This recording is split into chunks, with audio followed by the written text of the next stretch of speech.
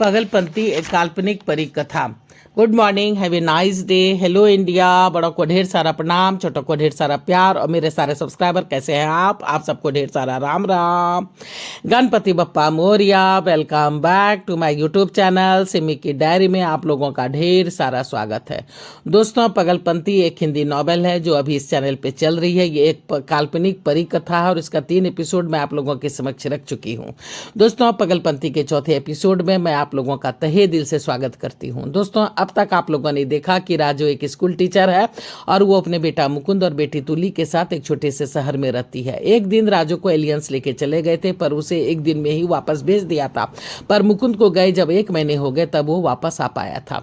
राजू तुली को कहती है एक हॉस्पिटल फोन करके एम्बुलेंस बुलाओ ताकि मुकुंद को हॉस्पिटलाइज कर सके, क्योंकि एक प्लेनेट से दूसरे प्लेनेट आने के बाद शरीर को एडजस्ट करने में वक्त लगेगा, तब तक शरीर को जिंदा रखना जरूरी है। तो चलिए आगे देखिए कि क्या क्या होता है। तुली जैसे नींद से जागी दोनों माँ बेटी मुकुंद को लेकर हॉस्पिटल की ओर भागी।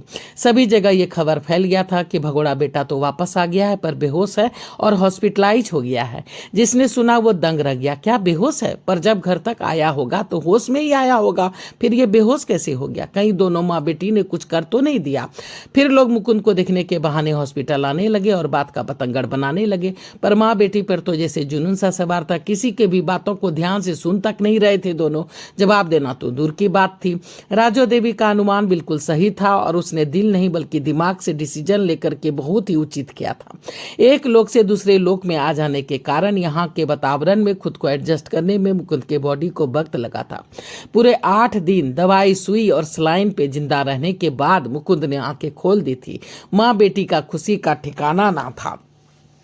उड़ते उड़ते ये सारी खबर तुली के नाना घर भी पहुंच गई थी। दोनों मामा मम्मी आके मुकुंद को देख गए थे। नाना नानी अब इस दुनिया में नहीं थे और इतनी बड़ी बात की खबर उन लोगों को नहीं हो पाई थी।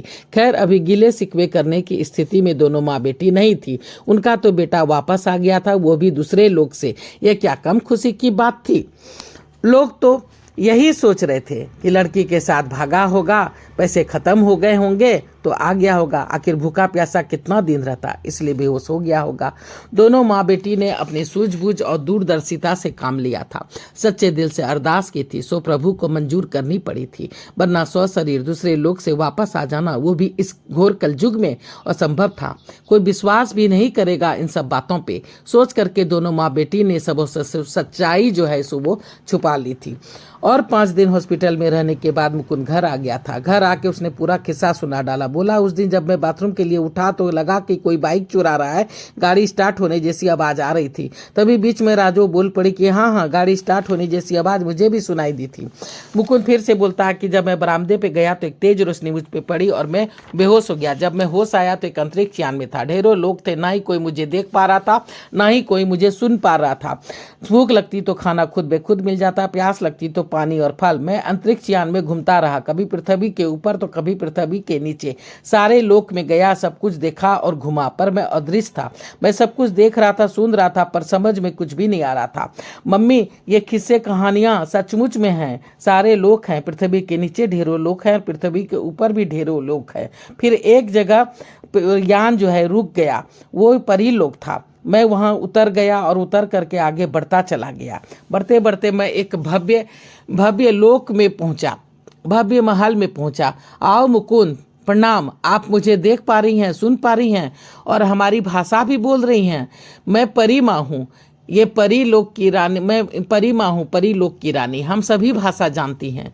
मुझे यहाँ क्यों लाया गया है? क्या मैं मर गया? नहीं, अब तुम्हारी सजा खत्म होने वाली है, इसलिए यहाँ बुलाया है। सजा? पर कैसी सजा? मैंने क्या किया है ये अभी नहीं बता सकती, वक्त आने पर बताऊंगी। तब तक तुम्हें इंतजार करना होगा। मुझे तुमसे बस एक वादा चाहिए, इसलिए यहाँ बुलाया है। वादा? पर कैसा वादा?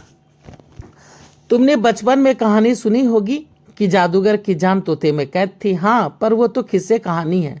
परी माँ हंस पड़ी।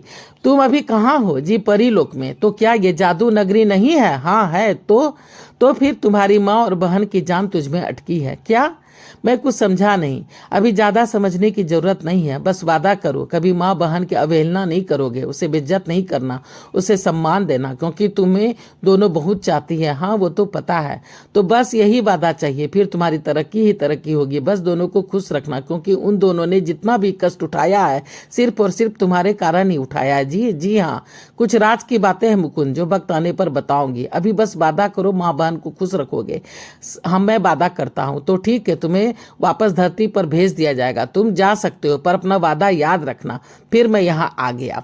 राजो देवी सोच में पड़ गई कि ऐसी क्या बात है। तुली ने कहा छोड़ो ना मम्मी, मुकुंद घर आ गया अब और हमें क्या चाहिए। हाँ वो तो है, राजो ने बोल तो दिया, पर जब वो अकेली रहती यही सोचती रहती कि आखिर क्या बात हो सकती है। मुकुंद को काफी कमजोरी आ गई थी, पर 1 महीने के बाद वो बिल्कुल ठीक हो गया था। एक दिन खाने के टेबल पे मुकुंद और राजो के बीच में बातचीत हो रही है। मुकुंद बोलता है माँ हाँ मैं सोच रहा हूँ कि मैं यूट्यूब पे वीडियो डालूं। यूट्यूब पे? ये यूट्यूब क्या होता है? अरे तुम छोटा मोबाइल रखती हो, तुम्हें क्या पता चलेगा? टच स्क्रीन लोगी तब ना जान सकोगी। इस पे क्या होता है? इस पे वीडियो डालेंगे, फिर सब्सक्राइबर बनेगा, व्यूज आएगा, तब पैसा मिलेगा। राजू खुश हो गई, क्या पैसा मिलेगा? हाँ थोड़ा वक्त लगेगा पर पैसा मिलेगा। राजू पूछती है हर महीना मिलेगा नौकरी की तरह? मुकुंद बोलता है अगर व्यूज बहुत ज्यादा गया तब। पता नहीं, मेरी तो कुछ समझ में नहीं आ रहा है कि तुम क्या कर रहे हो। राजू बोलती है कि बस कमाने की सोचो, मैं 2 साल में रिटायर हो जाऊंगी। अभी 2 साल का टाइम है ना मम्मी, तब तक कमाई होने लगेगी मेरी। ठीक है देख ले। राजू बोल रही है कि जो करना है सो जल्दी करना है, कर लो, फिर तेरी शादी कर दूंगी। मैंने तो सोचा था कि तमन्ना से तेरी शादी करूंगी, उसकी मरती माँ को वादा किया था, पर तुमने मेरी बात नहीं मानी। बिना माँ बाप की बच्ची, भाइयों ने एक तलाकशुदा से शादी करा दी उसकी। बेचारी तमन्ना। छोड़ो न माँ उन सब बातों को, जो बीत गई सो बात गई, पहले कमाने तो दो, फिर शादी भी कर लूंगा।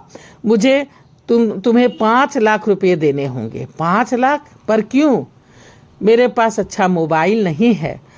अच्छा मोबाइल नहीं है, मुझे मोबाइल, ड्रोन, कैमरा ये सब खरीदना पड़ेगा, इसीलिए तुम्हें मुझे 5 लाख रुपया देना पड़ेगा। इसलिए मुझे तुम्हें 5 लाख रुपया देना पड़ेगा। राजू बोल रही है कि तुमने पहले भी कितने पैसे बर्बाद किए हैं बिजनेस का कह के, पर अगर इस बार भी बर्बाद हो गए तो? मैं तो सोच रही थी कि रिटायर के पैसों से कहीं जमीन लेकर के एक घर बना लेते, हमारे पास रहने के लिए घर भी तो नहीं है।